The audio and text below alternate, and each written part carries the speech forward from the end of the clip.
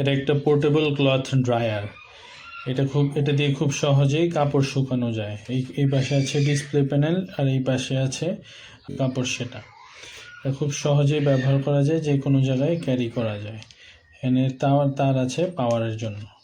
এই স্ট্র্যাপটা দিয়ে কোথাও ঝুলিয়ে রাখলেই বাস এই মেশিনটা ঝুলে থাকবে এবং কাপড় ব্যবহার করা যাবে। কিভাবে করতে হয় এটা দেখা দিচ্ছি। পেছনে যে লিডটা আছে এটা খুলে ফেললেই, স্লাইড করে খুলে ফেললে ভিতর থেকে এই কাপড়গুলো টেনে বের করে দিলাম।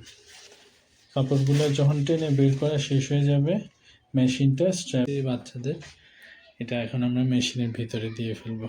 এটা ভেজা আছে, এটা শুকানোর জন্য। একটা বন্ধ হয়ে গেল। এখন মেশিনটা চালু করে দিলাম।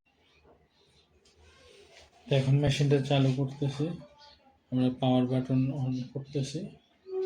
দেখেন অটোমেটিক 240 পর্যন্ত নিয়ে ফেলছি। তো এটা টাইমার ভ্যালুটা এটা চেঞ্জ করার জন্য আমরা টাইমার বাটন আছে এখানে চাপ দেব। একবার চাপ দিলে 30 মিনিট, 60 মিনিট, 90 মিনিট, এইভাবে 240 পর্যন্ত হাইয়েস্ট উঠবে। তো যখন টাইমার সেট করা হয়ে গেলে এবং মেশিনের দেয়া টাইমার বন্ধ হয়ে যাবে, সময় শেষ হওয়ার পর অটোমেটিক বন্ধ হয়ে যাবে, তখন তো বন্ধ হবে। তো আমরা এখন ম্যানুয়াল বন্ধ করে আমরা দেখা দিচ্ছি আবার কিভাবে কাপড়টা রিসেট করতে হয়। তো বন্ধ করার জন্য আমরা পাওয়ার বাটনে আবার চাপ দিলাম। মেশিনের সেফটির জন্য এটা বন্ধ হইতে কিছু সময় নেবে, বিকজ অফ ভিতরে যে হিটটা প্রডিউস হয়েছে এটা পুরোপুরি যেন আউট হয়ে যায়। আমি একটু অপেক্ষা করছি। মেশিনটা এখন বন্ধ হয়ে গেছে। আমরা মেশিনের ভেতর থেকে কাপড়টা বের করে ফেলি। অনেক গরম, হাত দিলে একটু সমস্যা হতে পারে, আমি একটু পরে হাত দিই।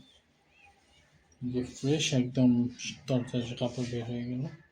এখন মেশিনটা নিয়ে আমরা কোথাও বেড়াতে যেতে চাই অথবা আমরা এটা বাইরে নিয়ে যেতে চাই,